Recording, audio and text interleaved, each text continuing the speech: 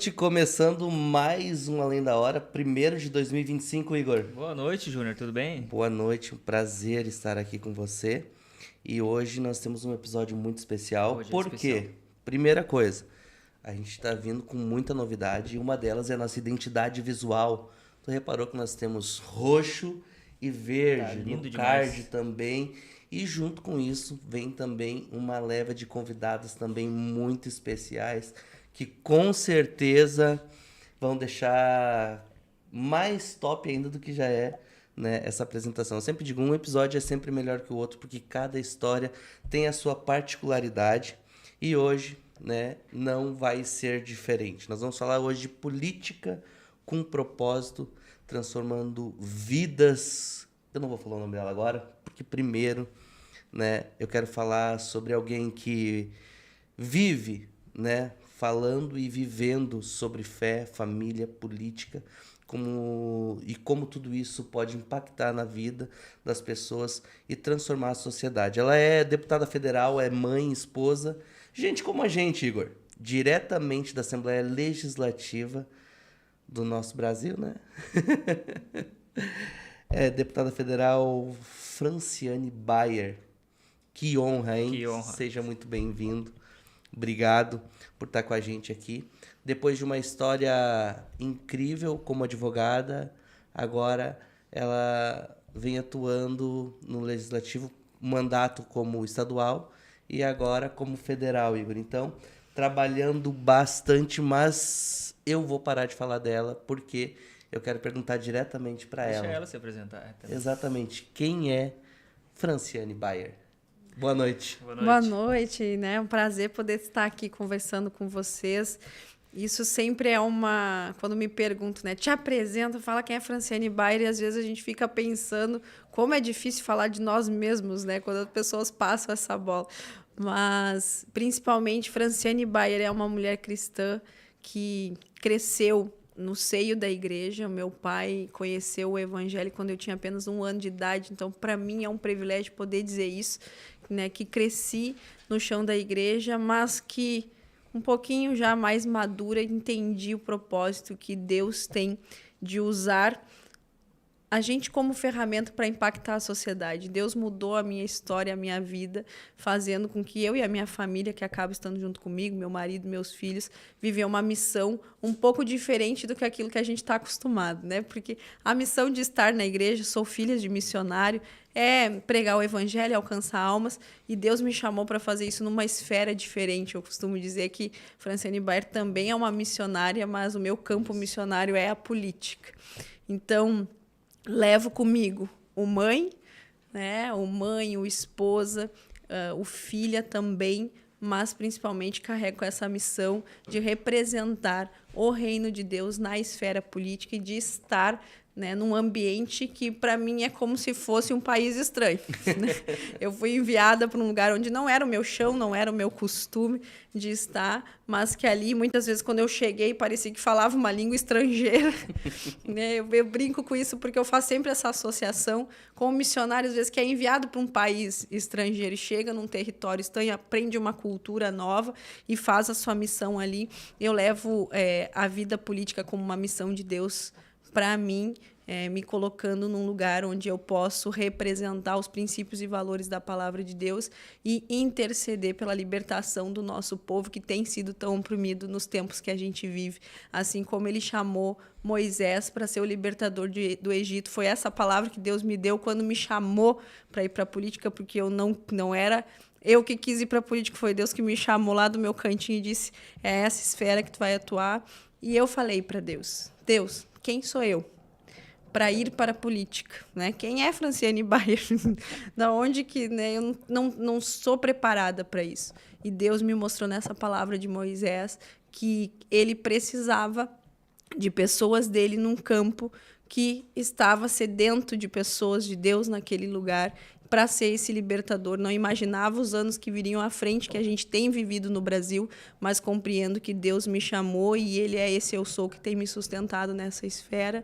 E às vezes eu brinco com algumas pessoas, dizem, mas eu nunca te ouvi falar de ti, deputado. Eu digo, coisa boa, né? Porque quase sempre político que ganha a capa do jornal, a notícia não é boa. Mas a gente está aí começando uma caminhada, um mandato de deputada estadual na Assembleia Legislativa, um mandato agora de deputada federal. Estamos iniciando o nosso terceiro ano de mandato iniciado, são 2 anos cumpridos, cumprindo essa missão com o propósito de representar o reino de Deus, os princípios e valores da palavra naquele lugar e interceder sempre pelo nosso povo, pelo melhor.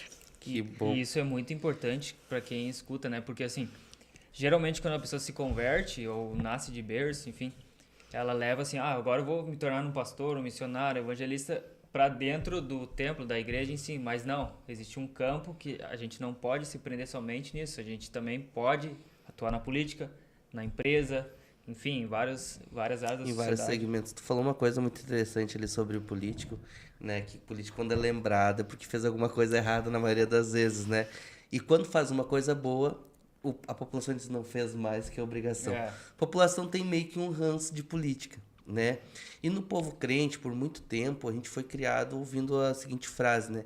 Eu tenho nojo de político. E por muito tempo eu sempre digo que por nós ter ouvido muito isso, nós trazemos isso para nossa herança, digamos assim, política, né? E a gente não tem vontade de se envolver e por conta disso somos governados por políticos nojentos, né? Mas eu acho tão lindo quando as pessoas começam a entender sobre política e ver que política nada mais é do que cuidar do dia a dia das pessoas e transformar isso, né? E a gente vê... falando agora, entrando um pouquinho na esfera aqui, a gente vê que tu já tem uma trajetória que, como deputado estadual, em 2018 foi, né? Eu me elegi em 2018 deputado estadual, deputado cumpri estadual. um mandato de 19 até 26 22. projetos de leis apresentados, 16 estaduais aprovados, isso? Uau! Isso, para mim, é realmente impressionante, porque a gente sabe Verdade. como é difícil nesse ambiente, porque ninguém faz política, né, no legislativo sozinho. Tu precisa estar, nós estávamos falando antes um pouquinho aqui, né, sobre ter alianças para conseguir, de fato, ajudar as pessoas, né? Quais desses projetos, ao longo desse primeiro mandato, vamos falar do primeiro ainda, né, que tu mais te orgulha, assim, porque foi a tua primeira experiência ali, né? O que mais Me faz traz, uma assim... pergunta muito difícil, que é quase perguntar para a mãe qual é o filho que ela gosta mais.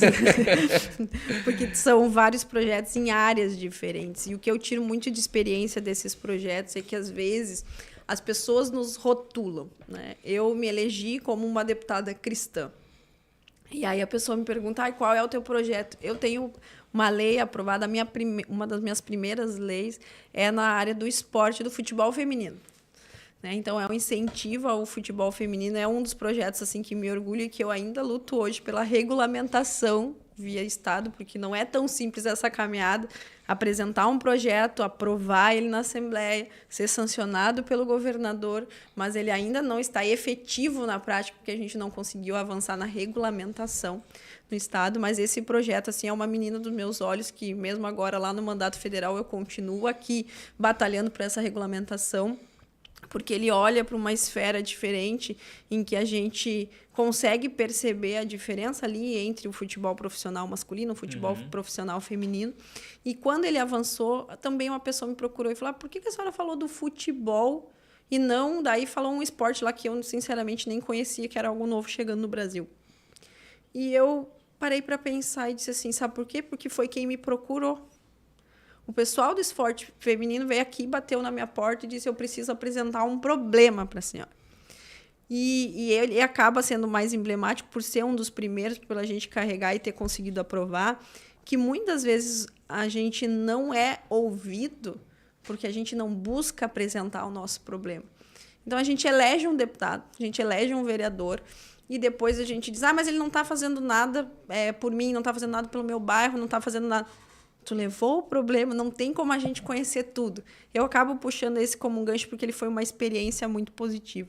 Mas a gente também tem um projeto que foi uma luta muito grande. Eu acho que os que foram com lutas maiores, eles também marcam mais, porque foi um projeto discutido no meio da pandemia.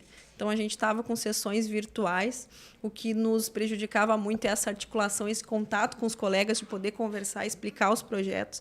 E eu apresentei um projeto de combate à violência doméstica, né, contra a mulher, contra idosos, contra crianças, contra pessoas com deficiência, que estipulava que os condomínios precisam notificar quando há indício de violência acontecendo dentro do condomínio. Precisa ser notificado, ele é lei também, já foi aprovado. E o pessoal houve muita repercussão, dizendo que a gente ia dar poder de polícia para o síndico, que a gente... Eu falei, gente, não, a gente está dizendo que a administração vai ter que ligar o telefone e dizer para a polícia, ó, tem indício de violência. Se você ouviu, né, você está ouvindo gritos, você está ouvindo uma... Né? É não fechar os seus olhos, porque quando veio a pandemia, a gente se deparou com isso. A gente teve casos de pessoas indo numa sacada pedindo socorro porque estavam sendo agredidos dentro de casa, e cada um isolado, e às vezes tu tem um vizinho do lado que não tem empatia de pedir socorro. E foi uma batalha para a gente aprovar. O distanciamento nos prejudicou, muita gente teve que derrubar quórum de sessões, pedir suspensão para poder ficar eu ligando depois para cada colega e explicar, mas também foi um avanço e é uma lei de proteção que para mim é muito importante aqui no estado do Rio Grande do Sul. É lei hoje, todo condomínio precisa notificar os órgãos de segurança quando há indício de violência contra mulher, criança, idosos ou pessoas vulneráveis no seu ambiente. E muitos dos meus projetos são nesses sentidos, né? De segurança para a população e de prevenção. Porque não adianta, às vezes, a gente falar na força de segurança se a gente não falar de prevenção. Quando falei da pauta de combate à violência contra a mulher, a gente também junto, não é um projeto de lei, mas é um projeto que a gente criou junto quando eu estava procuradora da mulher na Assembleia Legislativa, que eu fui durante também a pandemia, com outros órgãos, nós criamos e vimos que dava certo não só punir o agressor com prisão, com multa, mas tratar esse agressor.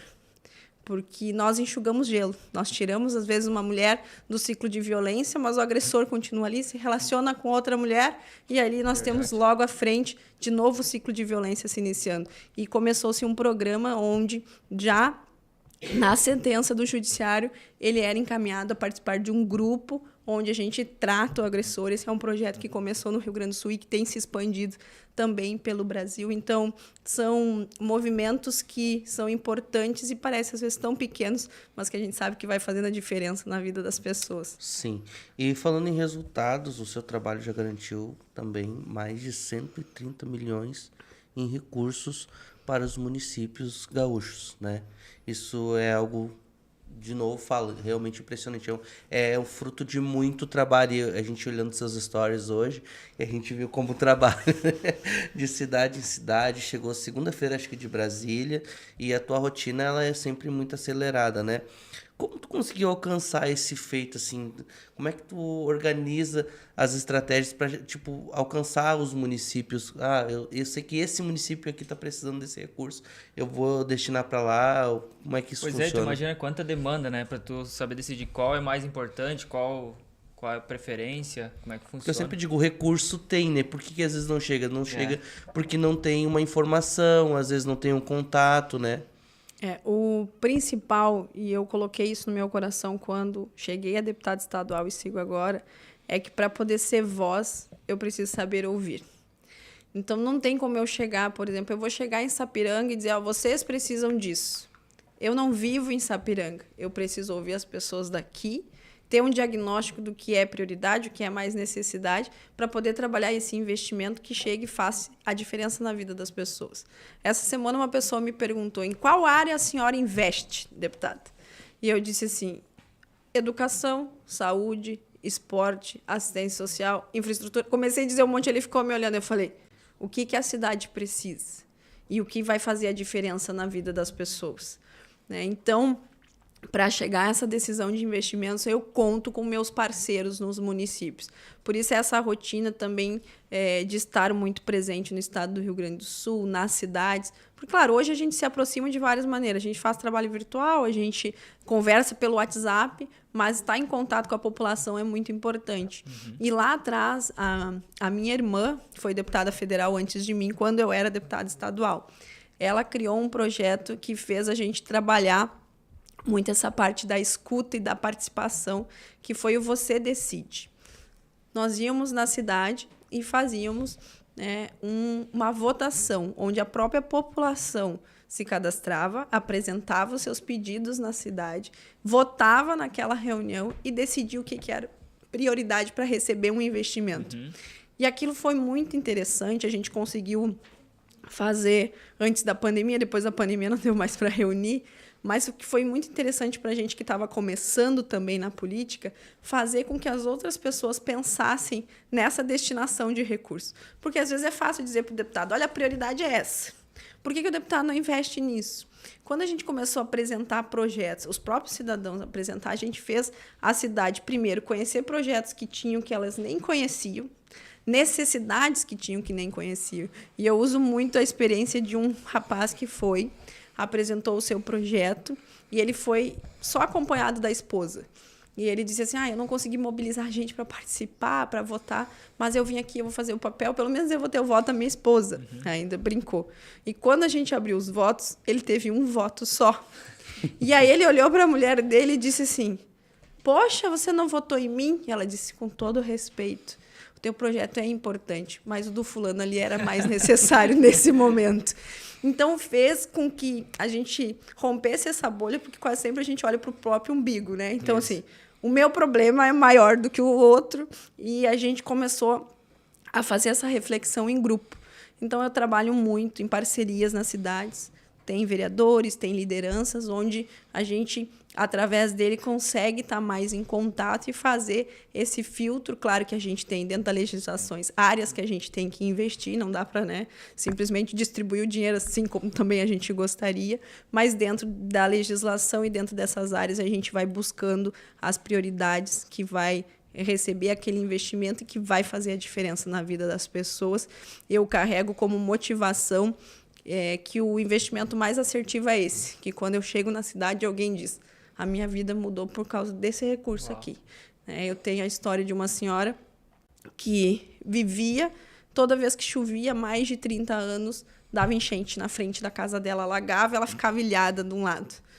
Um recurso não muito grande no município, onde a gente conseguiu colocar galerias d'água que fizeram o escoamento, e eu fui visitar a obra e olhei para a casa dela, vi umas flores e o jardim pintadinho assim. Eu falei, ai, que bonitas suas flores, né?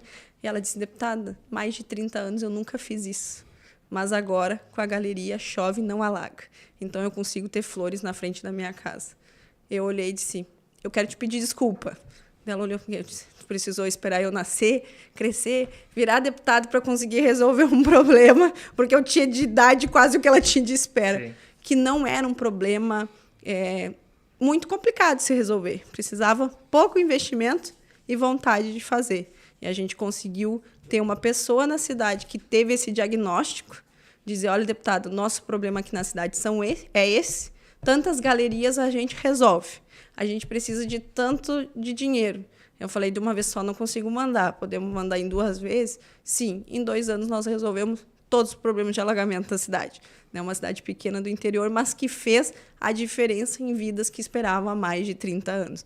Então, esse é o meu foco quando a gente fala em destinação de recursos, né? Olhar com amor e carinho para as pessoas, né? E com o que vai fazer a diferença na vida das pessoas e trazer dignidade. Resgatar essa moral da política de saber, olha, a pessoa veio aqui e disse que ia buscar o recurso realmente veio e eu estou vendo ele aplicado e mudando a minha vida. Uma outra senhora, acaba que mulher, a gente acaba se identificando mais com isso. Deputada, eu quero lhe agradecer. Eu disse o quê? Eu posso estender a roupa no varal agora sem a poeira, porque agora está pavimentado a frente da minha casa. Sabe? Então, assim, são coisas que a gente, às vezes, sem pensar até no indivíduo particular. Visitamos um hospital, uma pessoa chegou, oi, deputada. Oi. E, olha, eu estou muito feliz porque eu estou aqui nesse atendimento e tal, porque ela era de outra cidade. E aí eu vi que a senhora ajuda o hospital e meu filho está sendo atendido aqui porque o recurso proporcionou esse atendimento. Então, é isso que nos move a trabalhar com seriedade, né? O orçamento e trazer esses recursos. A importância da rede social hoje é de grande valia para mostrar esse trabalho para a população, porque até então a população aliava um político bom, aquele que vinha e chegava no dia da eleição, dava uma cesta básica, e tinha aquele jargão, né? Vou pegar agora, porque depois, durante 4 anos, não vou receber nada, porque não se via também o que era feito, e muitos ainda não faziam, né? Mas hoje a rede social facilitou para mostrar esse trabalho que vocês fazem, né? Traz a transparência e traz a proximidade com o eleitor ou com quem quer acompanhar a política. Eu costumo dizer que tem dois, né? Assim, o pessoal costuma dizer, político aparece de 4 em 4 anos. Depois que eu virei política, eu costumo dizer, eleitor aparece de 4 em 4 anos. Porque tem pessoas que só pensam na época da eleição, vota e esquece, né? Não participa. Às vezes a gente pergunta, eu vou ir em tal cidade, quero saber de vocês, o que a gente pode fazer. É aquilo mesmo que tu falou no começo, não tá fazendo mais que a tua obrigação mesmo, esse o teu trabalho. Mas a gente só vai poder ser a voz das pessoas ouvindo essas demandas, né? Então a gente precisa, e hoje a ferramenta da rede social te dá a condição de acompanhar de perto, né, o teu parlamentar, a política, o que está acontecendo, te dá essa proximidade, te dá também essa ferramenta de trazer transparências nos investimentos. E falando sobre, né, essa questão de troca cesta básica, eu digo, você troca algo que hoje não dura um mês, né, porque uma cesta básica não dura um mês, e você dá poder para alguém gerenciar, administrar e decidir sobre a sua vida 4 anos. Então, a gente precisa resgatar a moral da política. Porque quando a gente vive, como tu falaste antes lá no início, a política é suja, a política é nojenta. Quando eu fui entrar na política, falaram pro meu pai, tua filha vai entrar no meio dos lobos, sabe? Então, assim, não é lugar pro cristão estar lá. Na verdade, deveria. Eles só é sujo porque ninguém limpa, né? Eu digo, a nossa casa, se a gente não limpar todo dia, ela também vai ser uma casa suja. Luz aqui nessa sala que tá toda iluminada é muito fácil, né? Agora quero ver se apagar as luzes e você iluminar. Né? Eu digo, ser igreja dentro da igreja é a coisa mais fácil, né? Porque todo mundo ali tá fazendo, tá ali com o mesmo propósito. Agora, Cristo nos chamou para a gente ser igreja fora das 4 paredes da igreja. E para poder impactar a sociedade, a gente precisa estar em todas as esferas. E a política só é hoje o que é porque o cristão se isentou. Porque lá atrás a gente acreditou na separação da igreja e da política e carregou aquilo como um fardo, né? A gente cansou de ouvir religião e política não se misturam. Eu falei, eu não me misturo. Não é a religião e a política, é uma cristã fazendo política. Não é a política fazendo cristão. Então é essa a diferença. O princípio, o valor de vida que eu carrego. No meu dia a dia, como cristã, eu levo para a política. Eu não estou, às vezes, as pessoas dizem, está trazendo a política para a igreja. Não, eu estou levando a igreja para a política. E é essa visão que a gente precisa, porque é assim que nós vamos manter, preservar um pouco até a vinda de Cristo. Porque se tu é cristão de fato, tu sabe o que a palavra diz e a gente tem a profecia. Dias maus vão vir, mas o nosso papel é estar aqui lutando até que ele venha. Senão, eu costumo dizer, pede para ele te levar antes e vai, né? Mas a nossa missão é lutar até o dia que ele venha buscar a igreja. Então, nós precisamos estar nesses espaços lutando, né? Reedificando os muros e protegendo o nosso povo, a nossa cidade e trabalhando com esse propósito de servir, que é esse propósito que o cristão tem. E quando nós somos servos, né? O povo se alegra. Exatamente. E assim, Deus nos chamou para ser servos. E o que a política precisa? De servos. De servos, de pessoas que estão lá para servir, não a si próprio, mas aos outros. Essa é a visão da política, que hoje foi deturpada. Muito se fala assim, eu vim fazer a boa política. Eu vim fazer a nova política. Eu digo, não existe nova política, nem boa política. Existe a política, que foi criada para fazer a gestão do bem comum. É isso que nós fazemos. Isso aí. A gestão daquilo que é de todos, que precisamos representantes para fazer. O que nós precisamos é resgatar a essência da política. Eu sempre digo, é resgatar a política da politicagem.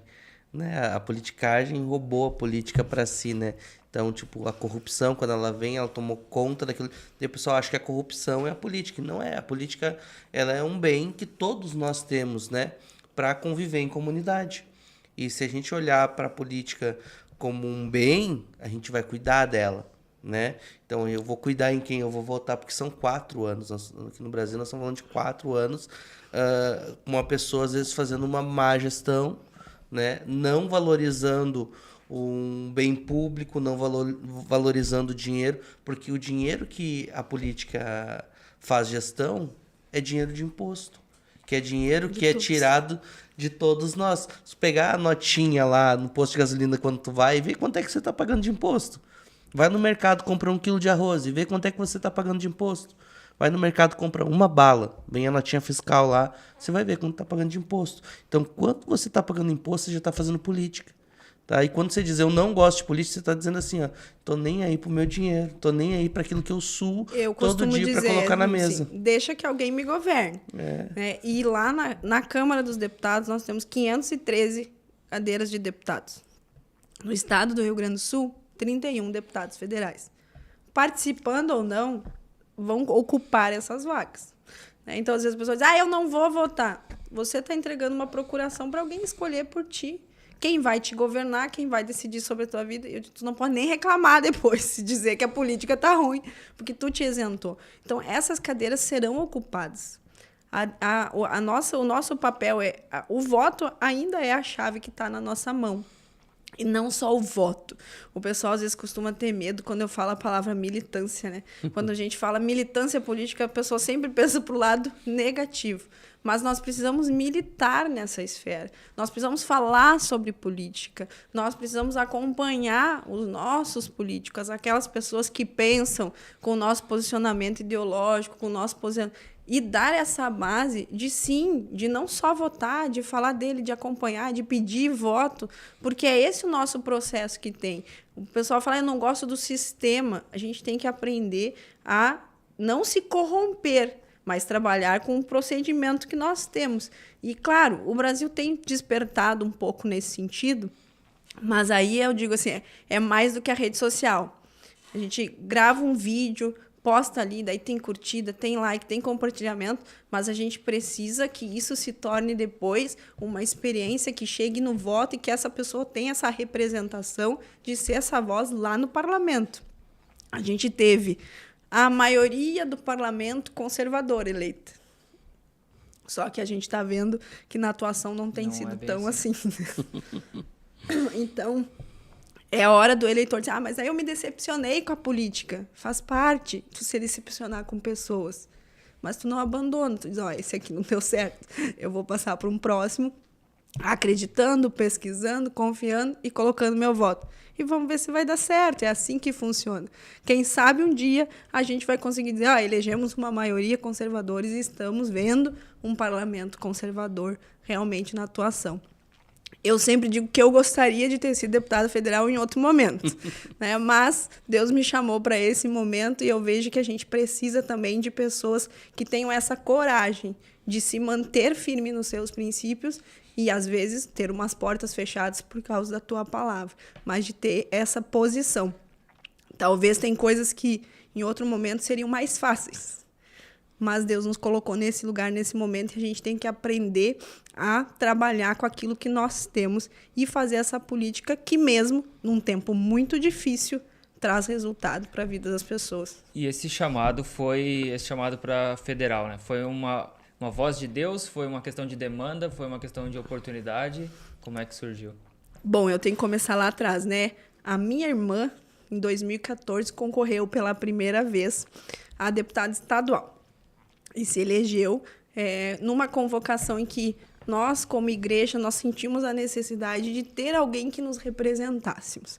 E estávamos cansados de apoia um, apoia outro, e aquilo não deu certo. Né? Ou não elegeu, ou elegeu e não foi aquilo que a gente esperava. E pensamos, vamos colocar alguém da casa, que a gente conhece mesmo de perto, assim, que a gente pode puxar a orelha aqui, não vai subir daqui, né?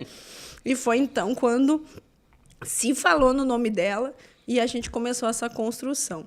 Sua irmã é a? Deputada Lisiane Bayer. A Lisiane Bayer. Isso. E ela era para ter concorrido a vereadora de Porto Alegre em 2012. Nossa. E aí ela fugiu da missão. Ela deu uma enrolada, falou que não era aquilo.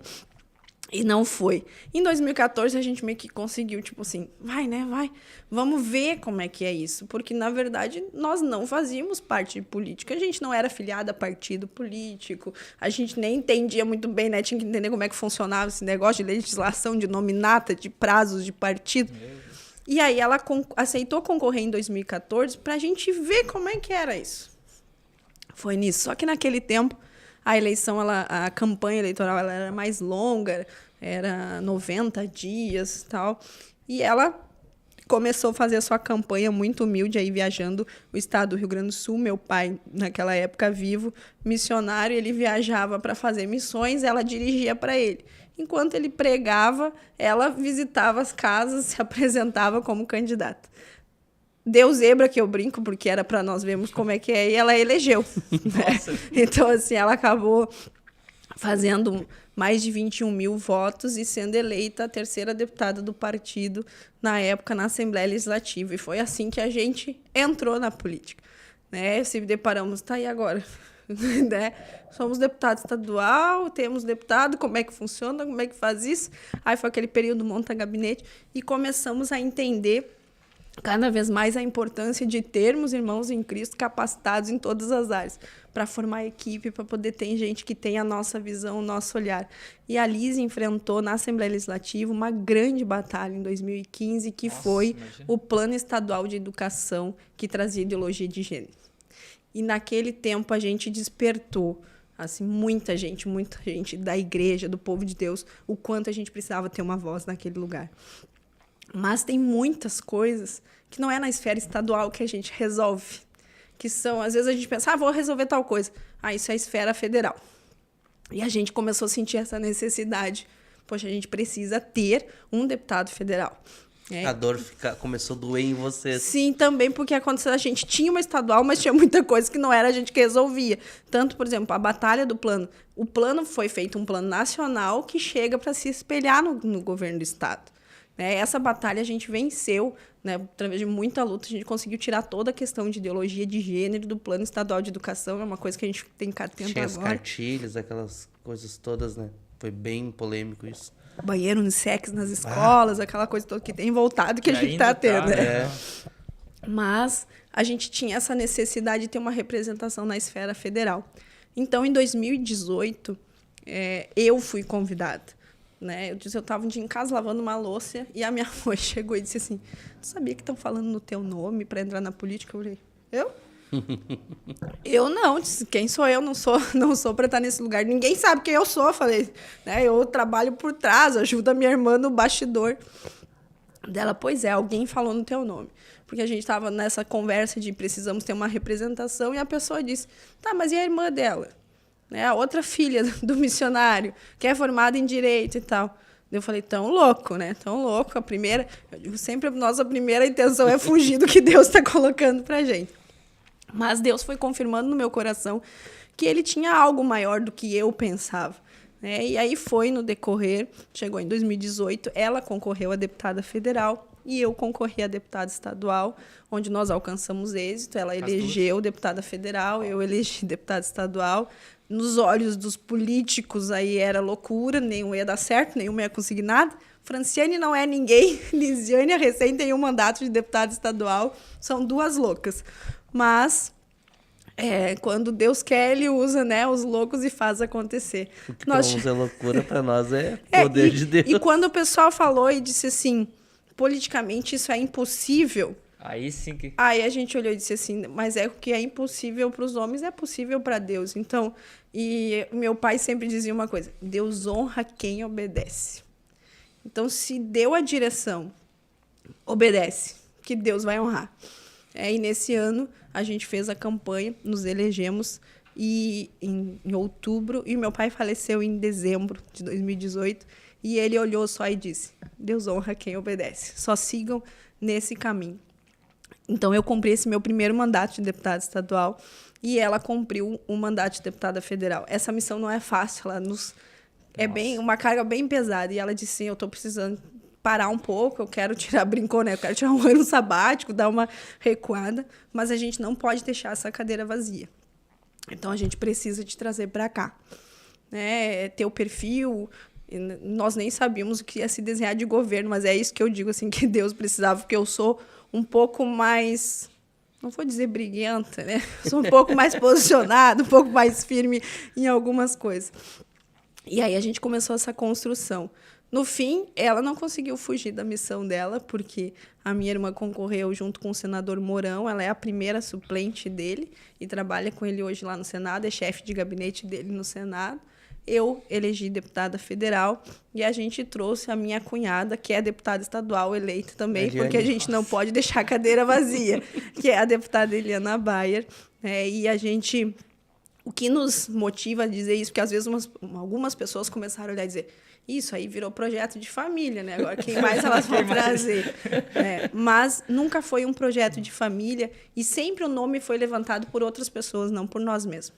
Mas ainda assim, se for um projeto de família, que bom que mais famílias no Brasil se posicionem para vir brigar por uma verdade que E tem muitas famílias políticas por aí, né? A gente tem famílias em que esposa, marido, filhos são políticos. E aí, às vezes, o pessoal olha e fala, que a gente é um pouquinho diferente. A gente começou com as irmãs. Quando nós nos elegemos a primeira vez, nós saímos na capa da Zero Hora. Irmãs Bayers eleita no Rio Grande do Sul. Então, tipo assim, porque a gente tentou pesquisar, mas não tem... Acho que nunca duas irmãs se elegeram numa dobradinha de deputada federal e deputada estadual, porque quase sempre é assim, pai e filho, esposo e esposa. Mas a gente chegou aí para fazer história e para estar nessas representações. E como a gente sabe que é importante estar nessas esferas. Com pautas muito importantes, né? Como tu mesmo citou antes ali, aquela dos condomínios ali, como outras pautas que tu já vem trabalhando há bastante tempo. E eu quero entrar num assunto que é um pouquinho delicado, mesmo que vocês tenham esse posicionamento forte, assim, né? Mas que eu acho que é muito importante, né? Conta pra gente primeiro conta pra gente o que te motiva a ter essa postura firme, né?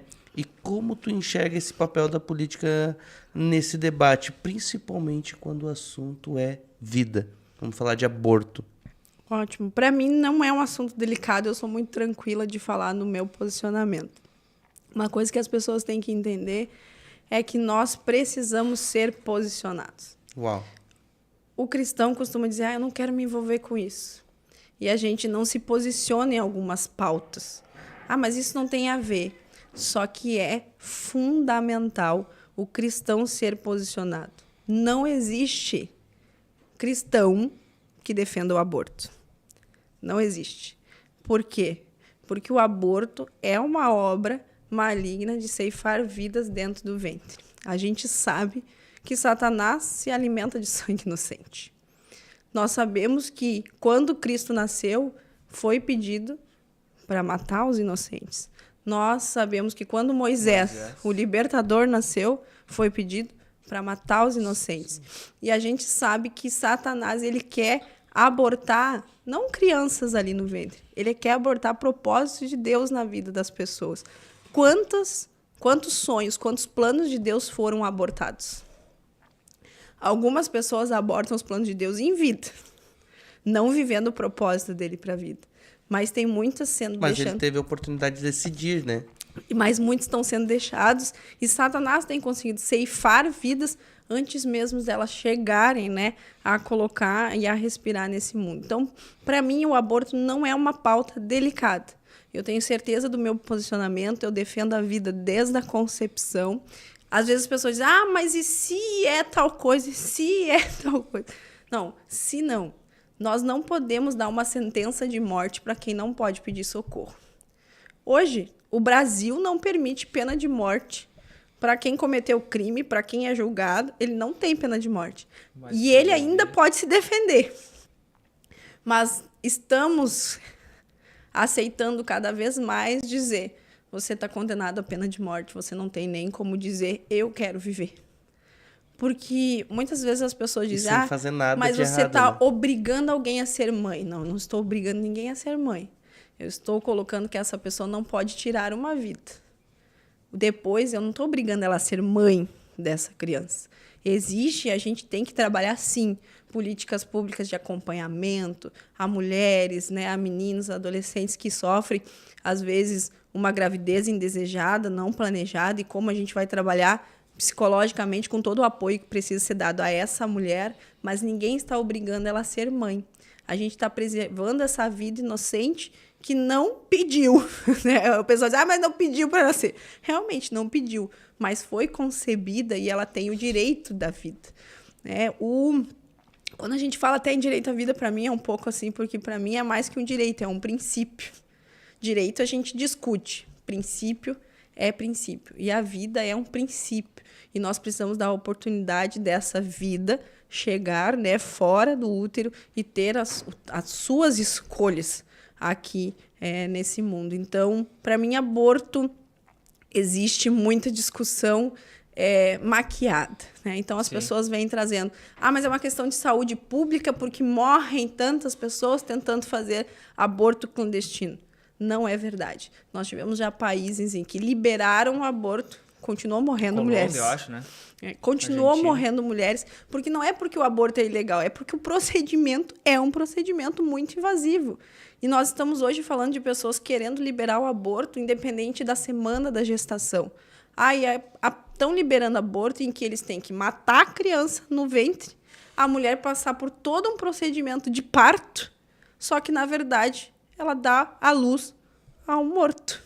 Enquanto ela podia, então, ter passado por esse procedimento de parto e dar à luz a uma vida que nem eu falei, ela não precisa ser mãe. A gente cuida dessa vida, né, de outra maneira. Mas a gente vê como é distorcido e como vai sendo maquiado. Né, a gente ouve, meu corpo, minhas regras. Tanta coisa, tanta frasezinha montada que esconde por trás, né, uma obscuridade que é ceifar vidas inocentes no ventre das mulheres. A minha luta, eu sempre digo, quando eu falo, a bandeira do Brasil não vai ser manchada de sangue. Isso. Eu não vou participar disso e o quanto eu puder segurar essa pauta, eu vou segurar. Outra coisa, muito se fala, mas e o aborto legalizado? Não existe aborto legal no Brasil. Tem. Mas as hipóteses que tem são exceções de penalidade, não são abortos legais. O aborto é ilegal. O que nós temos no nosso código nesses casos, há ausência de penalidade para a mulher. Mas não diz que o aborto não deixou de ser um crime, ela só não é punida naqueles casos da Constituição. Mesmo assim, dá a liberdade da mulher em optar. Então, eu já tive experiências que a mulher falou, não, eu vou prosseguir com a gestação, eu tenho esse direito, mas eu vou prosseguir com a gestação. E a criança nasceu perfeita. E o médico tinha dito que ela era para abortar porque a criança não ia ter condições de vida depois. E a criança nasceu perfeita. Essa mãe me olha e diz, eu podia ter tirado a vida do meu filho. Eu tenho pessoas que eu conheço que passaram por estupro e decidiram ter o seu filho. E hoje ela olha para mim e diz, a melhor coisa da minha vida é o meu filho. Então, a gente não pode decidir. Assim como eu não posso decidir pela tua vida, eu não tenho esse poder de decisão sobre a vida que está no meu ventre, de ceifá-la ou não. Para mim, o aborto é um homicídio praticado e que a gente precisa continuar lutando com todas as barreiras, porque hoje, eu falo com tranquilidade, o aborto não passa no Congresso. Ele não vai ser aprovado. Então, existem outras maneiras de tentarem levantar essa pauta. Existe, vamos lá, o STF foi cutucado para falar sobre isso. Com que justificativa? O parlamento não se posiciona. Não é verdade. Quando nós não discutimos algo em plenário, já é um posicionamento. Porque a maioria do Congresso decidiu que aquilo nem precisa ser discutido. E o aborto é um caso desse. Muitas vezes tentam levantar e não chega a plenário. Não chega por quê? Porque a maioria do povo brasileiro e a maioria dos representantes do povo brasileiro é contra o aborto. Mas a gente tem uma minoria muito barulhenta que faz todo esse movimento, né, provocando, às vezes... Eu digo, se a gente sair na rua perguntar, a maioria do povo brasileiro é contra. Então, o parlamento hoje dá essa resposta. Quando nós não discutimos, é porque não há necessidade de discutir. É uma resposta do parlamento. E hoje a gente enfrenta algumas ações nesse sentido, que o STF quer forçar uma discussão em algum assunto. Às vezes ele vem, parece, a impressão que eu tenho é que o STF está tentando legislar. Muitas Será vezes que não é. E não é interesse função, por trás, assim, de... E não é a função deles, né? Eles, às vezes... A função do STF é ser guardião da lei. é fazer com que a lei, né, seja cumprida, essa questão de ser guardião, e em casos de dúvida, legal, agir. Mas hoje em dia eles têm deturpado isso, né? E colocado muitas vezes porque tem uma prerrogativa. Na ausência do Congresso se posicionar, é o STF. E aí eles têm usado isso para tudo. Então, tipo assim, o parlamento não se posicionou, então é o STF que vai resolver. O parlamento, vamos voltar ali, teve agora o STF disse que carregar 40 gramas de maconha não Sim. é... Não, o Congresso se posicionou, provamos na Câmara e no Senado que qualquer porte é. E agora nós estamos nessa discussão, né, do que se faz com quem é pego com 40 gramas. Porque o STF diz que não é crime, mas não disse o que a gente faz com a pessoa. Então, tu pega alguém com 40 gramas e diz, beleza, aí, segue a tua vida. Ele não diz que penalidade vai fazer, o que tu vai mandar num grupo, vai se tratar, vai fazer alguma coisa. Ele criou uma aberração dentro da legislação brasileira que não tem, assim, num posicionamento muito... Porque eu costumo dizer, né? Como que eu vou portar algo que é proibido vender? Então, é crime portar. Se é proibido vender... E aonde você comprou? Eu digo, então, assim... Se não pode comercializar, como é que você tem? Tu já cometeu um crime porque tu comprou algo que não pode ser vendido. É isso que a gente está discutindo na questão da maconha, né? Da droga. Não pode vender essa droga. Como é que tu tem ela? Tu já cometeu um crime comprando em algum lugar que não pode. Eles abrem uma defesa, tipo assim, mas a maconha não faz mal, assim, não sei o quê. Cara, não é, o que ela faz mal não é só na química. O que ela faz mal é lá nas famílias que ela está destruindo, que começa... É uma droga que é uma porta de entrada para outras muito piores, e ela é venenosa. Eu digo venenosa porque ela não destrói só a mente da pessoa, ela destrói famílias, ela destrói mães, pais, pessoas que deram a vida para construir um legado para o filho e depois vai para os dedos, assim, porque... E alimentam o tráfico. Então, o tráfico. O pessoal fala, alimenta o tráfico, tu tá portando algo que não pode ser comprado. Para mim, isso é muito Aumenta básico. A criminalidade. E a gente se depara com essas discussões distorcidas. Porque quando foi se falado nisso, por exemplo, mas quem usa a cannabis como medicamento vão proibir. Misturam tudo numa coisa só, né? E a gente enfrenta isso no aborto, quando eles misturam questão de saúde pública com a autorização de assassinar bebês no ventre. Eles misturam isso com o porte de droga, que no fundo a gente não quer lotar os presídios. Não, mas então, a gente tem que fazer a fórmula da cannabis para medicamento, ela é diferente da droga. Ela é diferente, né? Ela não é... E em nenhum momento foi se falado nessa proibição. Até porque a pessoa que tem, ela tem uma receita, ela tem onde comprar, é algo que é permitido vender e ter acesso. Hoje tem um medicamento que ajuda bastante os autistas. Exatamente. Né? Eu tenho um sobrinho que é suporte 3 de autismo e ele usa o canabidiol, né? Que é algo que ajuda bastante. É um medicamento caro, né? Mas tudo com receita médica e tudo mais. Então, tipo, via medicina, não é ilegal. É ilegal o tráfico de drogas e tudo o que vem junto com ele, né? Então, tipo, quando o cara libera lá 40 gramas ilegal, não tem como respaldar isso na lei. E pra ti, é que nem tu falou, eu levo pra cadeia por 40 gramas, o cara... O que faz? O que eu faço com isso? Hoje, os órgãos de segurança olham o que a gente faz se a gente pegar alguém com 40 gramas? Não sabe, né? Então, há essa discussão. E isso se dá quando dá essa interferência nos poderes, porque olham apenas uma questão e não pensam em todo um contexto. Quando a gente está falando em alterar uma lei, tu tem que pensar em todo esse contexto, o que ela vai replicar em muitas questões, né? Mas a gente tá lá, às vezes as pessoas dizem, por que tu tá lá, deputada? Se hoje em dia quase tudo não dá para fazer, ou faz e o STF mexe, né? Eu falei, eu não posso desistir. Então, tem coisas que às vezes eu digo, vamos fazer isso aqui. O STF vai derrubar depois.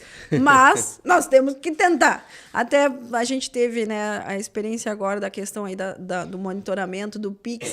E o Nicolas Ferreira fez um vídeo em que ele disse, nós acionamos o STF. Aí ele disse, nós tivemos que acionar o STF. Era o que nós tínhamos para fazer. Tem coisas que nós mesmos às vezes nos perguntamos, qual é o caminho? Bom, mas é isso, a gente tem que levantar essa voz, a gente tem que levantar hoje essa revogaram, bandeira. né?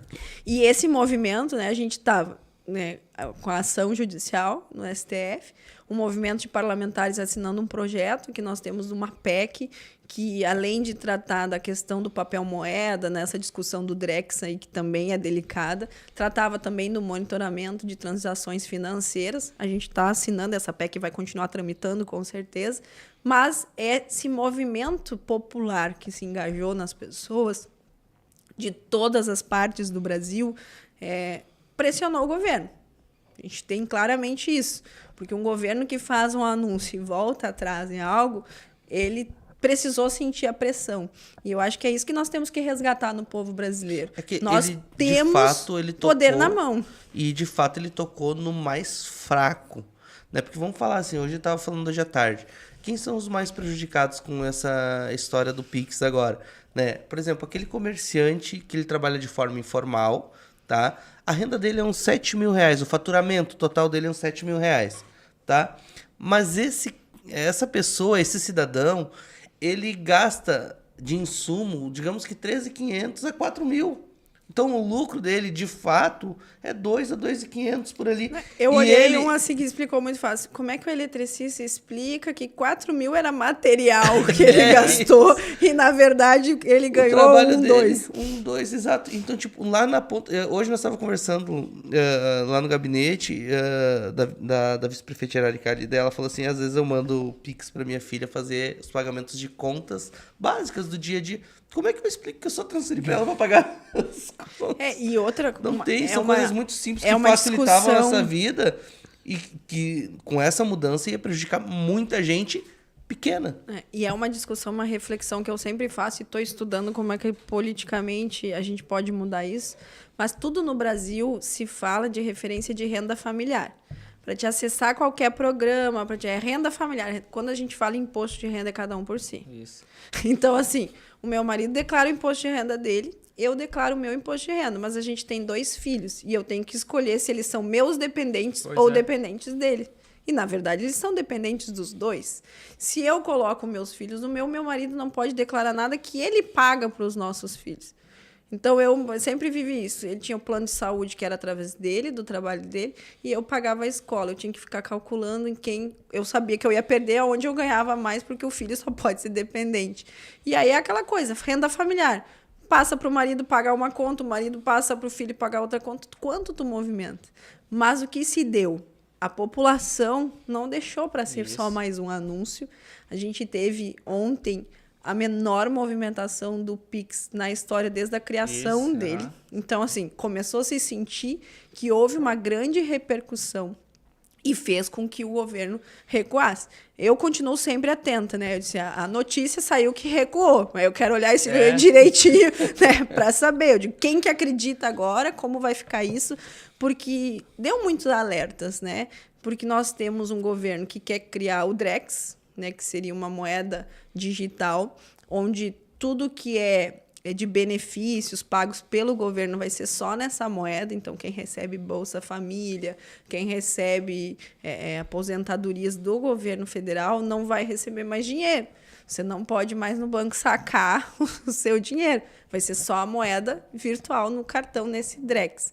E a gente tem essa preocupação porque a gente sabe que essa articulação toda é cada vez mais para amarrar o cidadão sendo vigiado por esses olhos do governo que quer cada vez taxar mais, tirar mais do cidadão que luta todo dia para fazer a sua renda e ter a sua vida, né, aí digna, buscar uma vida digna. No vídeo do Nicolas Ferreira, ele pega cortes dos cidadãos dizendo assim, o governo está preocupado com quanto eu transfiro no meu Pix, mas não quer saber como é que eu faço para me virar com salário mínimo. Como é que eu pago aluguel, água, luz, gás? E ainda como, né?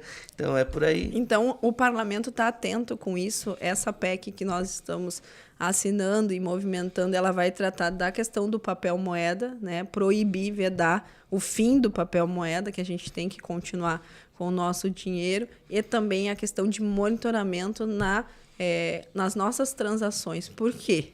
A lei nos protege. Se você quer ter acesso a sigilo, a contas bancárias, você tem que pedir na justiça. E hoje, o governo queria simplesmente dizer, eu vou olhar tudo que tu faz na tua conta e no teu banco. Então, assim, está invadindo a privacidade e a segurança do cidadão de uma forma que a gente sabe que aí o pessoal, mas não vai taxar o Pix. Não é isso. Mas você vai cair na malha fina depois no imposto de renda. Então, você vai ter que pagar, às vezes, por aquilo que nem foi um lucro seu, que foi uma movimentação familiar, que foi, às vezes, recebi por um serviço, que foi material que eu gastei no serviço e tal. Então, a gente precisa estar atento a esses movimentos, mas sabendo que só funcionou porque o Congresso se posicionou, mesmo na época de recesso, muitos parlamentares se posicionaram, foram para cima, não só na rede social, mas em atuação interna, mas a população também veio junto. Porque é aí que a gente mostrou a força do Brasil, a força do brasileiro, que disse, não, peraí, nós não vamos começar 2025 com isso, né? Assim, achando que está tudo bem. E deu um recado, eu acredito que deu um recado para o governo federal, que não é um oba-oba, e que nós, os brasileiros, ainda estão atentos a tudo que está acontecendo, e que, se for preciso, a gente vai se posicionar cada vez mais. Nem precisamos ir para a rua, para a gente ver o poder, às vezes, dessa ferramenta e do posicionamento. A gente fala muito sobre isso aqui no Produtivamente, né? O Igor hoje, desde 2019, trabalha com rede social e tem impactado muita gente através das suas redes, né? Com mensagens, tudo. Recebe relatos. Então, a rede social ela veio não só para trazer essa mensagem de paz, que nem o Igor e muitos outros influenciadores, mas também para informar e ter uma voz. Deu uma voz para a sociedade. Hoje, qualquer pessoa com o celular na mão, né, ele faz história, se ele souber utilizar isso da forma correta. O resultado do posicionamento. A única coisa que me faz ainda refletir é que a população só se posicionou quando a gente sentiu no bolso. Quando foi ameaçado nosso recurso, a gente se posicionou. E tem pautas, às vezes, como o aborto, que a gente não se posiciona, porque a gente acha que está longe. A gente tem pautas como a violência doméstica, que às vezes a gente não se posiciona porque nunca aconteceu no meu ambiente, porque eu nunca estive perto daquilo. Então, a gente precisa fazer com que as pessoas acompanhem essa questão política e se movimente, se posicione na vida, não só quando ameaça o seu bolso, mas quando, né, ameaça os seus princípios e os seus valores. A gente não pode ver essa questão até do Pix como somente essa questão de lucro e de imposto, mas sim de invasão de privacidade, de invasão de liberdade. E é isso que uma porta aberta para viver como é que se diz, um tempo de... Não é... Como é que é a palavra... que vive lá no... Me fugiu a memória a palavra. Ditadura. De ditadura. Viver um tempo de onde ditadura. Nós somos controlados por um governo, né? Caçada a nossa liberdade. Me fugiu a palavra ali, mas é literalmente tem isso. Tem um filme que em 2023 saiu, que é O Som da Liberdade, né? Que fala sobre esses assuntos. O Som da Liberdade é muito e forte. O cara chega ao policial e fala assim, não é esse porta-retrato, quem são? Ah, minha família. Tá, e se fosse o teu filho no lugar do meu, o que tu faria? Daí ele... É justamente isso. Quando dói no teu bolso, aí tu desperta. E esse filme também traz, né? Ele diz, mas isso aí que tu tá fazendo não vai resolver esse problema. Ele falou, mas se eu não resolver aqui, eu nunca também vou avançar. Então, às vezes, as pessoas dizem, eu não vou me posicionar porque é só isso. Eu não vou me posicionar porque é só aqui. Mas a gente vai se isentando e algo vai crescendo. E quando tu te posiciona, tem uma frase que diz, como é que é? O exemplo arrasta, né? Então, você pode até falar, as pessoas vão aprender, mas quando tu der o primeiro passo e fazer, cara, todo mundo vai começar a fazer junto contigo, né? Então, o exemplo, ele arrasta. Então, eu tenho que ser exemplo às pessoas e trazer eles juntos para fazerem a diferença também, né?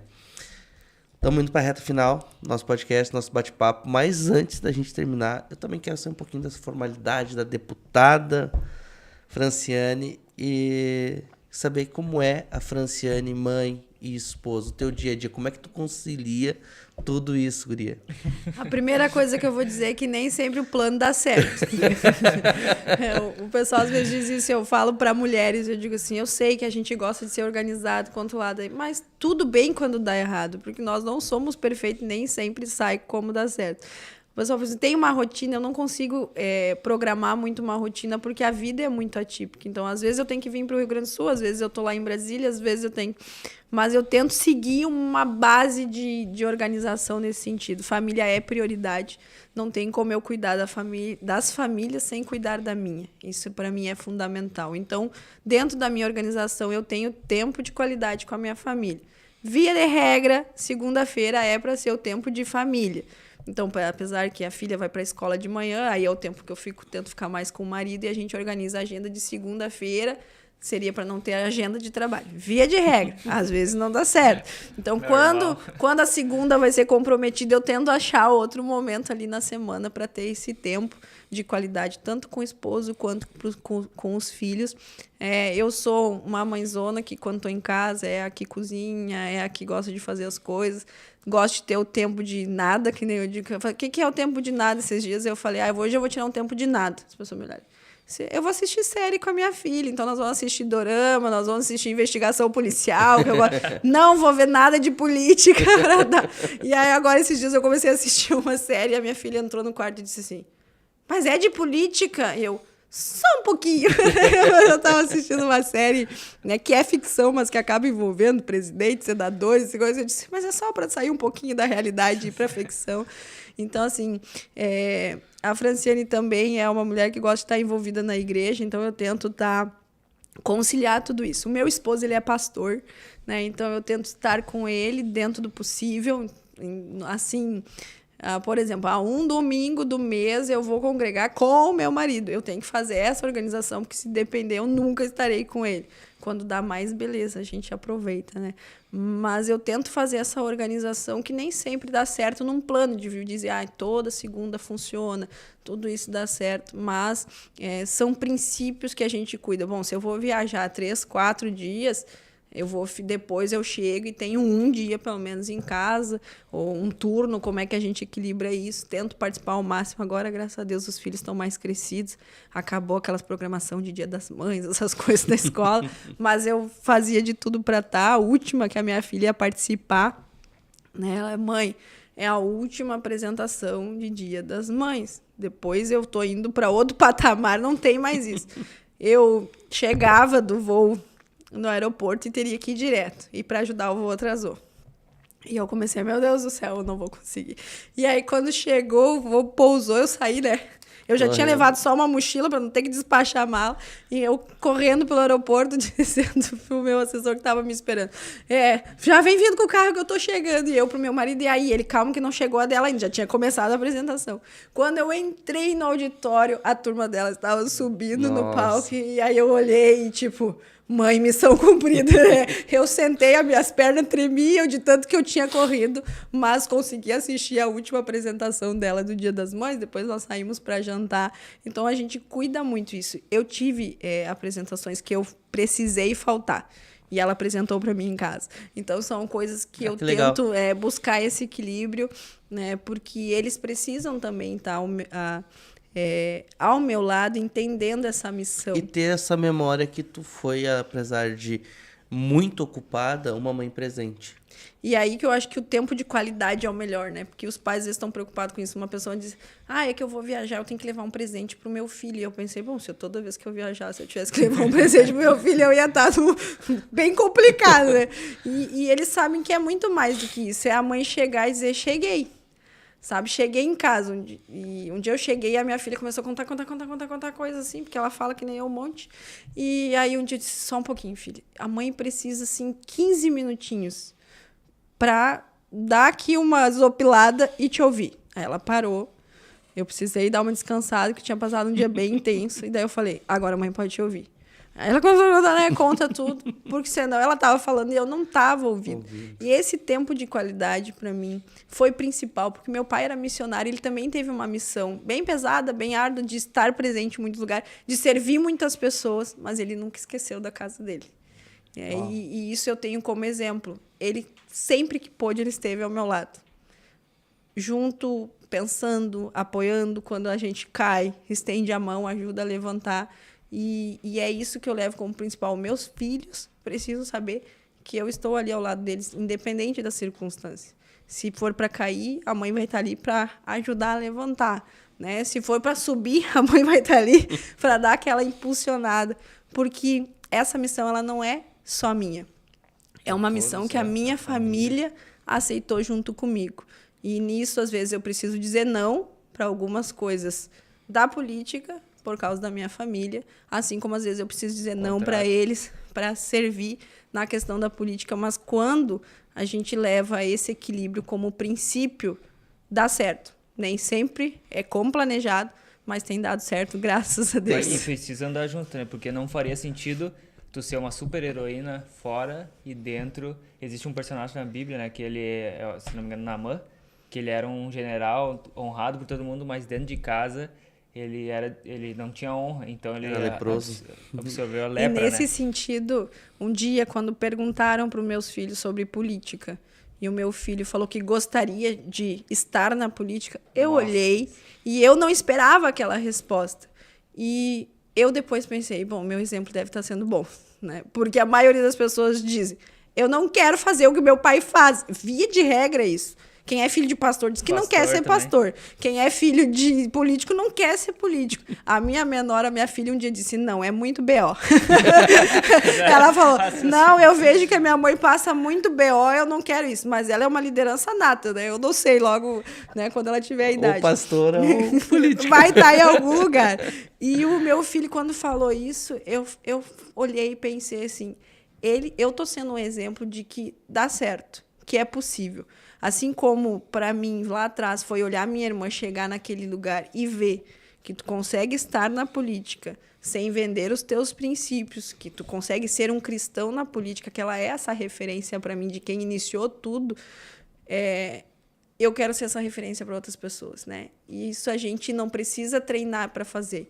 Então, eu tento fazer o meu melhor. E quando ele falou isso, eu falei, tá dando certo. Ele está vendo que a gente não precisa esquecer da casa da gente, da família, para cumprir a missão de Deus.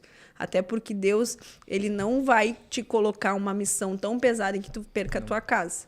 Agora, claro, a gente, como ser humano, a gente tem que buscar esse equilíbrio e buscar nele também essa direção, né? Do que eu digo não, de como eu faço isso, como eu ajusto essas coisas. Então, lá em casa, assim, primeiro a gente tem muito diálogo.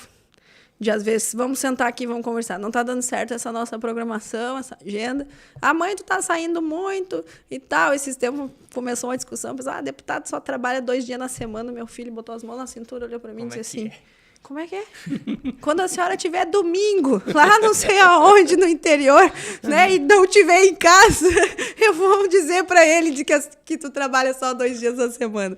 Mas são mitos populares que as pessoas vão criando, porque o Congresso funciona, na sua maioria, terça e quarta. E quinta, os deputados vêm de volta para o seu estado, estão na sua base. Mas se a gente segue trabalhando, na verdade, a gente está em alerta 24 horas. A gente está em recesso na Câmara, mas está trabalhando em contato com a comunidade, atento às coisas do governo, os posicionamentos, o que a gente precisa fazer. É porque o Brasil não para, né? Nada para, né? Mas, assim, acredito que a Franciane, mãe e esposa, não sou excelente, mas tem dado certo, né? Mas eu acho que essa pergunta também era melhor ser feita para os meus filhos e para o meu marido. Mas espero que em casa eles estejam dando tudo ok. Um fato bem engraçado que já aconteceu contigo em casa, com teus filhos, teu marido, tua família, e uma lição da família que tu carrega contigo. Porque eu conte mico familiar aqui. Isso, muito. A gente precisa fazer um corte, né, Igor? Quer que eu revele mico familiar? Eu não vou nem dizer em casa, né? Eu me considero meio desastrada, assim. Então, às vezes, quando eu estou em ambientes agora, principalmente como eu sou uma deputada, eu cuido muito, porque eu sou capaz de virar esse copo, essas coisas assim. E eu já fiz eles pagarem muito mico, assim, de cair na rua, né? Então, uma vez eu andava passeando em Gramado com a minha família, e o meu marido andou um pouco mais à frente, de repente ele só ouviu um blum. E ele olhou para trás e pensou que eu estava passando mal. Ele pensou, a Fran infartou, porque ela estava tirada no chão. E aí ele correu, assim, pra me levantar e falou, tá tudo bem, amor? E eu falei assim, eu tropecei no buraco. E nisso que eu caí, tinha um rapaz sentado na calçada, eu caí bem na frente dele. E o rapaz olha assim... E não tem buraco nenhum na calçada. E isso eles falam até hoje, assim, de meu marido. É que nem aquela vez que ela tropeçou do buraco. Então, assim, é um mico e que eu... Graças a Deus, acho que Deus tem me guardado, mas eu tenho que ele sido era um buraco pouco... daqueles que só os inteligentes podem ver. Eu falei, é que foi uma coisinha, assim, que eu tropecei. E aí eu tenho que cuidar um pouco com meus pés, assim, porque eu sou um pouco desastrada.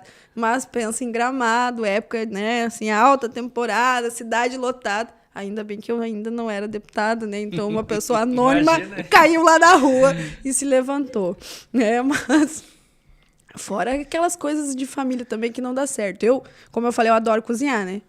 E eu não tenho medo, então eu invento. Então, às vezes, as receitas dão certo e aí todo mundo tem que comer. E tu força a comer. A gente tem que experimentar, né? Mas não ficou bom. Eu digo, na próxima fica. Modéstia à parte, hoje sou expert em sagu. Meu sagu é famoso, eu faço em Brasília, as pessoas lá não são acostumadas a comer, então só que os primeiros... Qualquer coisa tem o creme de leite. Não, mas os primeiros não deu. O primeiro não deu nem pra comer. Nem com creme de leite. Não, mas tudo também, eu acho que isso também é uma experiência que eu levo familiar. Vamos falar então, né, de uma experiência. Nem tudo dá certo na primeira vez. Uau. Né, nessa lição, nem tudo dá certo. E na maioria as pessoas desistem. Não deu certo, eu não vou fazer mais. Nesse sentido, eu sou teimosa.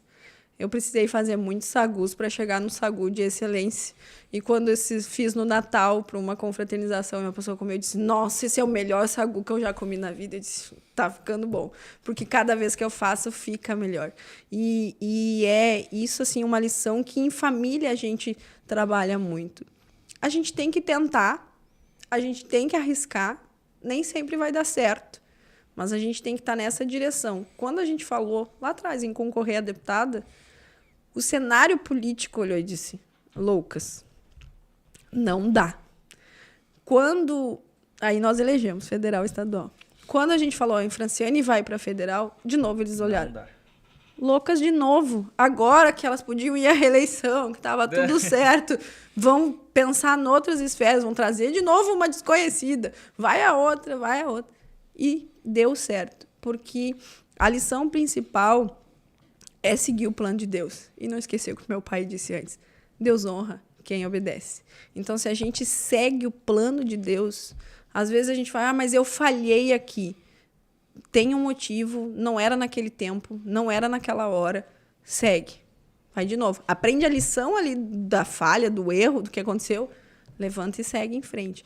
Então, isso é uma lição que a gente tem em família, em vida. Assim, nós temos missões diferentes, né? Meu esposo é pastor, eu sou política. Um dia ele falou, nós fomos uma consulta médica e o médico disse assim, vocês vivem muito estressados, né? Tentando fazer uma entrevista para começar a consulta médica. Ele olhou e disse, bom, doutor, assim, nós trabalhamos com a população acha que a gente é as piores pessoas do mundo. Aí o médico olhou e disse, eu sou considerado pastor ladrão e ela é considerada política que rouba também. Então, assim, a gente trabalha com política. E eu falo, na verdade, a gente trabalha com problemas todos os dias. A gente ouve problemas e a gente tenta ajudar a resolver problemas. Então, sim, é uma missão pesada, árdua e muitas vezes não compreendida por quem olha de fora. Porque é fácil apontar e dizer, tá fazendo política. É pastor, né? Então, mas quem faz errado está em todas as áreas. Nós vamos ter advogados bons e advogados ruins. Nós vamos ter políticos bons. E isso é uma coisa assim, às vezes a gente aponta, eu hoje lá, eu olho para algumas pessoas e penso, que cara bom esse aqui, né? E eu nunca ouvi falar. E aí eu penso, nunca ouvi falar porque ele é um político bom. Porque o político ruim tá na capa do jornal. O político bom, a notícia boa da política não vende. Nenhuma notícia. Eu trabalhei no jornal durante 3 anos e se a gente trouxe o Locos aqui, ele falou assim, infelizmente o que vende é o hard news. As pessoas querem ver o sangue escorrendo no jornal. Infelizmente que as pessoas gostam de comprar, né? Mas para nós hoje foi uma honra Nossa, te incrível. receber aqui, deputada. Histórias incríveis. Eu sempre digo uma frase, né? Tu falou assim, o pessoal chamava vocês de loucas, né? Sabe o que diferenciam os loucos dos gênios? Resultados. E vocês são geniais porque vocês têm muito resultado. Parabéns. Continue assim, né? E que Deus ilumine os passos de vocês para continuar nessa missão, porque o Brasil precisa de pessoas posicionadas, né? Que falem a verdade, que vivam a verdade, né? E que lute pelo povo. Eu que agradeço a oportunidade, porque a gente tem aqui a oportunidade de conversar um pouco e fazer com que as pessoas vejam que, primeiro, o político é uma pessoa normal, né? É um ser humano que está ali não por si. Eu acho que isso é o fundamental de levar. Eu não estou lá por causa dos meus pensamentos e dos meus projetos, porque, sinceramente, para mim seria mais fácil seguir uma carreira na advocacia, ter um horário de expediente, fazer o meu horário, bater o meu ponto, cuidar da minha família, mas aceitei uma missão de representar o povo. E as pessoas precisam também compreender um pouco isso. Quando eu falei lá no início, o eleitor às vezes aparece. É como quando a gente manda um missionário para outro país e abandona ele lá. Às vezes nós na política se sentimos um pouco abandonados.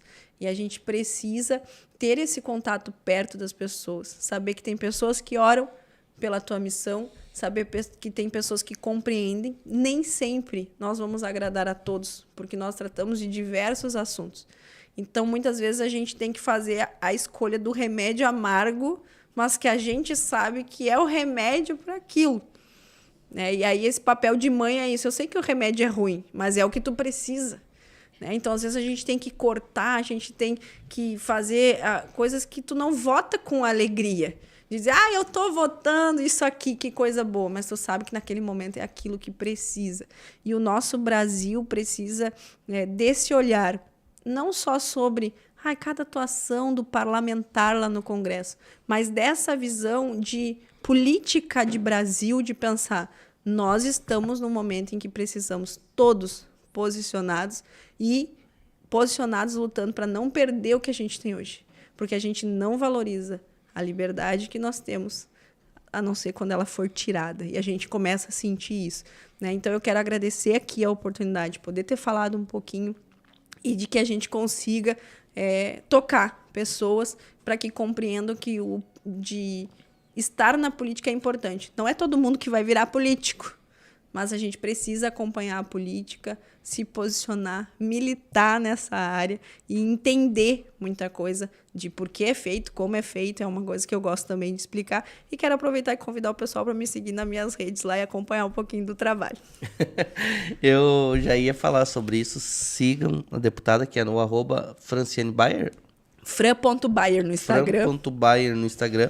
Mandar um abraço para todo o pessoal que tá mandando mensagem aqui no nosso chat. Olha aí. Né? Maria Aparecida, Raquel Pereira, Thiago Shore, se não me engano.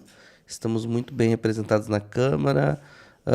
Denner Trindade, Dayana Albarelho, a Márcia. Deixa eu ver aqui. Bastante gente hoje, bastante comentário aqui. A Clecimara Sete, grande mulher de Deus, estamos bem representados como cristãos na Câmara dos Deputados. Bastante pessoas. A Camille, Tempo de Reconstruir Vidas também. Muita gente participando aqui. E com certeza depois mais pessoas ainda vão. A gente vai disponibilizar esse episódio também depois no Facebook, né, Igor? E YouTube também vai continuar rodando depois. E depois é que roda ainda. Tem mais os cortes, bastante coisa. Então, se você quiser conhecer mais do caminhar dessa missionária, só seguir nas redes sociais lá, Fran.Bayer no Instagram, no Facebook também. Franciane Bayer no Facebook, mas no Instagram é aquilo, conhece o trabalho parlamentar, mas nos stories conhece bastante da Fran, viu? Da mãe, da legal, tudo lá, a gente interessante. tem uma rede social. Às vezes a pessoa pergunta isso, qual é a tua rede de trabalho? Qual é a tua rede? Eu falei, eu sou uma pessoa só, então é uma rede social. Que bacana. E lá a gente vai ter trabalho, vai ter família, vai ter a Fran e vai ter a deputada. Tá certo. E também não esquece de seguir já o nosso podcast no Instagram, né, Igor? Tá Segue crescendo pra caramba, tá ficando um perfil muito bonito, bastante cortes bacanas. Podcast Produtivamente no Instagram. Também meu perfil, Senhor Júnior Ribeiro. E @Igor Rig também, o perfil da Produtora Designio. E acesse também o site da Produtora Designio, que está crescendo, está ficando incrível. Daqui uns dias tem mais atualização no site lá, mostrando um pouquinho mais do que vem pela frente aí, né, Igor? Vem novidades? Vem. Em breve. Estrutural e produção, né? Estamos trabalhando um novo braço da Designio. E, gente, a gente sempre fala aqui no nosso episódio sobre uma oportunidade, tá? E deixa eu te falar, a gente sempre fala do Igor aqui, usa o Igor como referência, porque a gente não só vende algo, o Igor vive algo e ele transmite isso para as pessoas, dá oportunidade para as pessoas também viverem dessa forma. O Igor agora acabou de ganhar mais uma competição, mais curso, mais dinheiro, mais premiação, mais um monte de coisa. Isso é bacana. Na internet. Do conforto da sua casa, é trabalhado, tá? Não é porque é no conforto da sua casa que não vai ser trabalhado. Não é só apertar o copia e cola ali, né, Igor? Não é trabalhar, é baixar a cabeça e fazer. E essa oportunidade tá disponível lá no link da bio do perfil Princípios Digitais, isso, né? Do Igor Rig, que o Igor, ele é clipador. Já ouviu falar nessa profissão?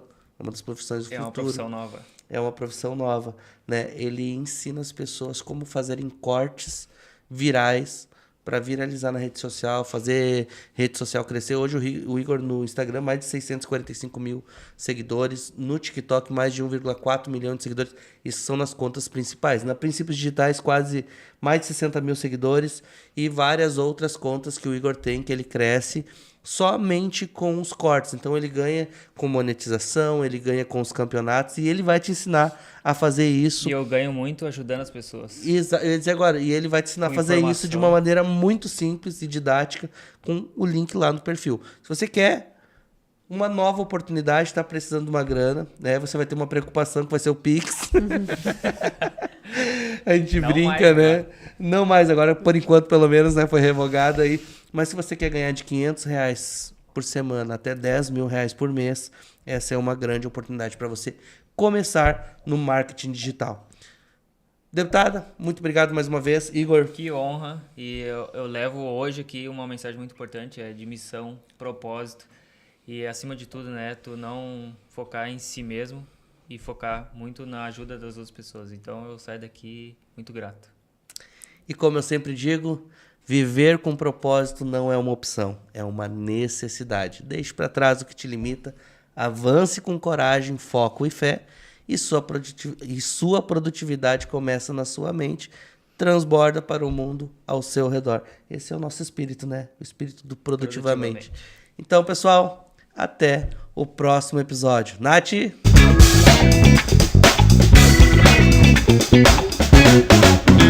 Acorda!